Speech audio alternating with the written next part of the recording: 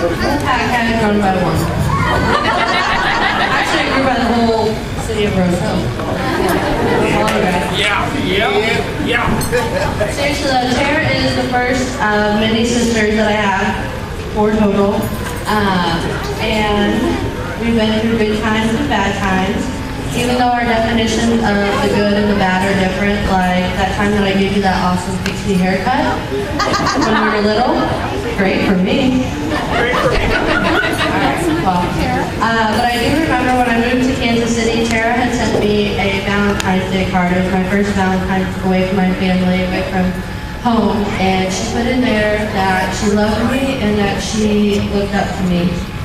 And that just really touched me because, you know, I was alone, and even though she's my little sister, I look up to her in so many different ways. She's a really unique person, and she has a huge heart, and I think that's what most people love about her.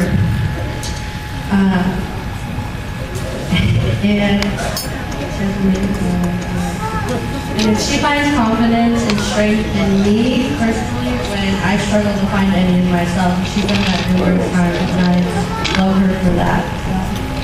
Dillan is everything that I could have hoped for with hoping for a husband for Tara. Set the bar real low for you.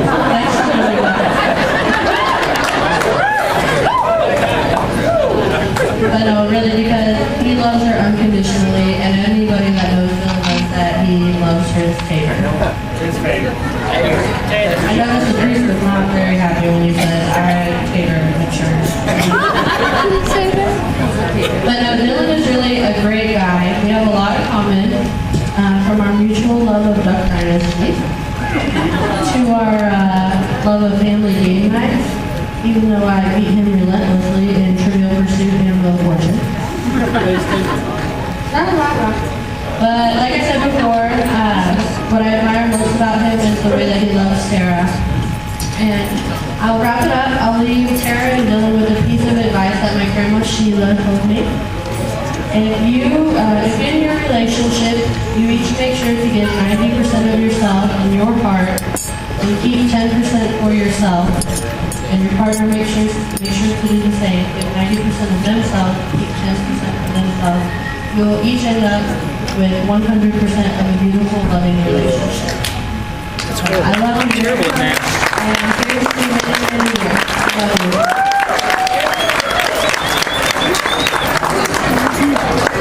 And here's Emily. I didn't make her cry, so. Okay, I knew she had that ready, so I'm not ready for anything. Okay, here's the reason why, is me and Tara are very close. We have lived together for the last, I'm 22, almost 23, and we have been side by side. There has been plenty of fights, believe me, over clothes or what have you. Who's going to clean the kitchen? But we are close as close can get. She helps me pick out my outfits when I can't figure it out. And she's that big sister that can always find something. And I just want to let you know that you will always be my big sister. This is why I didn't want to give a speech. But I know that Dillan loves you, and he knows that I can kick his ass. Even though he's too inexperienced me, I don't care. I can still kick his ass if it hurts me. So, Dillan, please take care of my sister, because she has been with me for the last 22 years. I love you both, and I wish you the happiest of happiest can be, and I need nieces and nephews. So, I love you both, and here's to Terry and Dillan.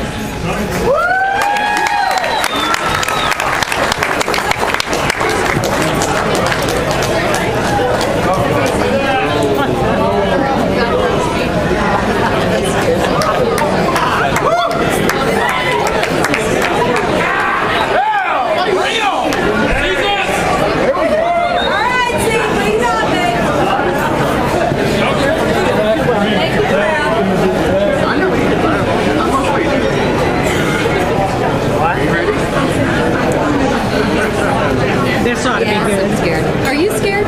Dude.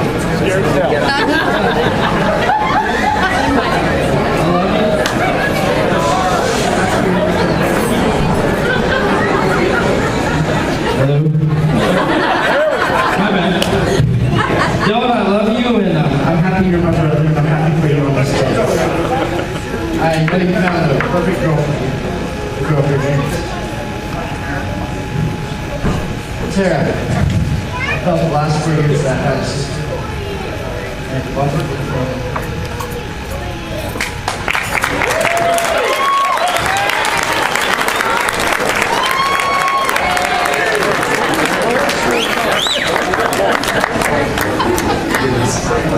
That is what you call short and sweet. If I can let me know so I can write a speech. My mom wrote that speech. They didn't let me know that, so my mom would write me a speech. But through the last couple of years, Tara and I and Emily and Tia have always been close. We've been close from the weekends we spent at grandma's and everything we went through in the last couple of years of life. Tara and I, especially Emily and Tia and everybody else, we went through lots when we were little. We used to spend weekends at grandma, and Tara used to give me a hard time when we were little. Which on the spot right now. There was one afternoon where Tara was giving me the hardest time in the world. We were in the Ford band, limited of course. And Tara was giving me a hard time, and I just turned around and I said, you know what, Tara? F you.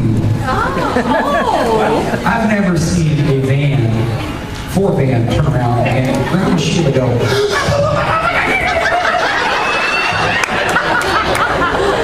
I've never seen a man stop that quick. At that point in time, I knew my mouth got myself into trouble.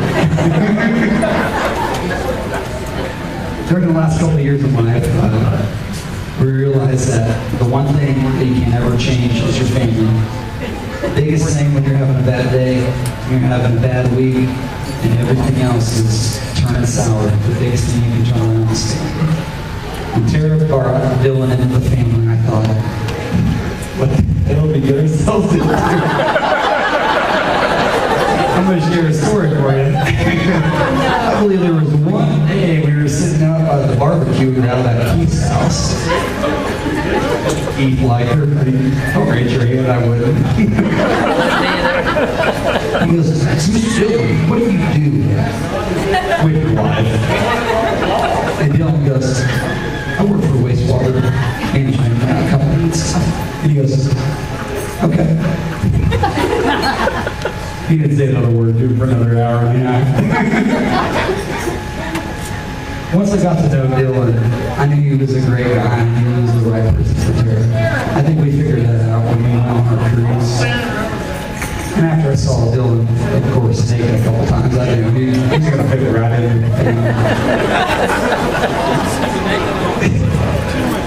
At that point in time, I knew that there was nobody else in the world that I wanted to marry my favorite cousin and my best friend other than Dylan.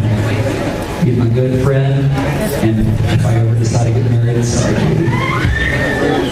He's going to be a groomsman at my wedding because he's the best guy in the world. And I wish him nothing but happiness.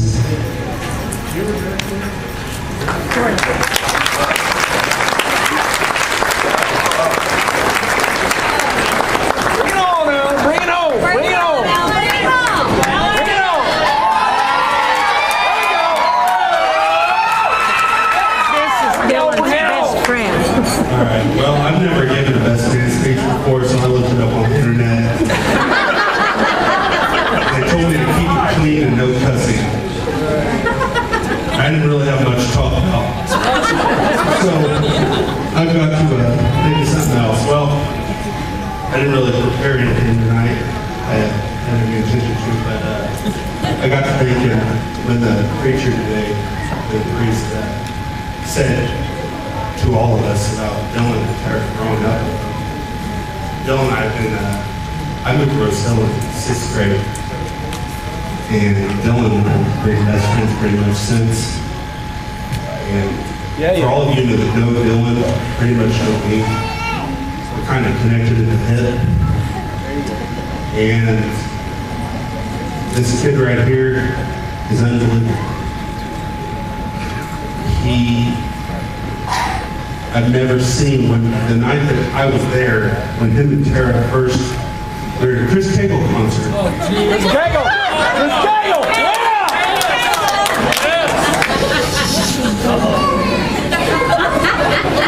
I'm going to tell you all the details, but I ended up having to drive home. Chris Cagle! Dylan was hanging out of the window with no shirt on. Most of the way home. But if there's one thing that I know for sure, it's that Dylan loves Tara. Tara's kind of taken Bill and I one. You know, she told me the other day that I was going to have to buy her a wedding card. And I was going to have to sign my name on it. Well, every wedding we've been to for the last, how long, 4 years? She signed my name on the card.